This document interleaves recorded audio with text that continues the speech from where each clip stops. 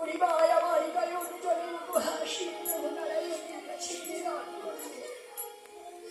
প্রভু নারায়ণ তুমি বিপদ ভঞ্জন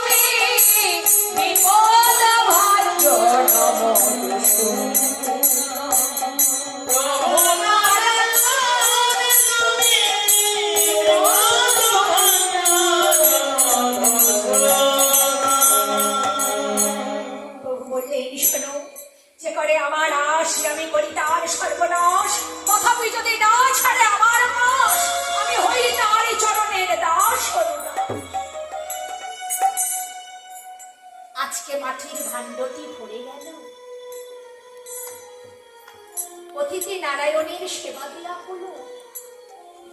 এবার দেবশ্রী নারদ বললেন, প্রভু এই সামান্য দুগ্ধ পান করে আমার উদর পরিপূর্ণ হলো না, একটু অন্ন পেতে হবে মধ্যাহ্ন সময়, কি মাত্রাই তো?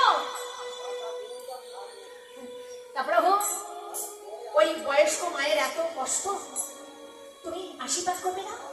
করবো তো, অবশ্যই আশীর্বাদ করছি, আমি এমনই আশীর্বাদ করছি ওই বৃদ্ধা মায়ের ওই রোহিণী এখনই মারা যা। প্রভু দেখি তোমার বিচার, যে তোমাকে সেবা দিল না তাকে তুমি প্রাণ ভরে আশীর্বাদ করলে, আর যে বয়স্ক মা এত কষ্ট করে তোমাকে সেবা দিল তুমি তাকে অভিশাপ দিচ্ছ কেন জানা? ওই গাভীটি যতক্ষণ বেঁচে থাকবে আমার ভালোবাসা একটু কম হয়ে যায়। কেন? ওকে সেবা দিতে হবে, এখান থেকে ওখানে রাখতে হবে, ততক্ষণ তো আমার নাম করবে না। তাই যতক্ষণ ওই গাভী থাকবে সেই সেবা থেকে আমি বঞ্চিত হব, আর গাভী চলে গেলে সম্পূর্ণ আমার হয়ে যাবে। এইবার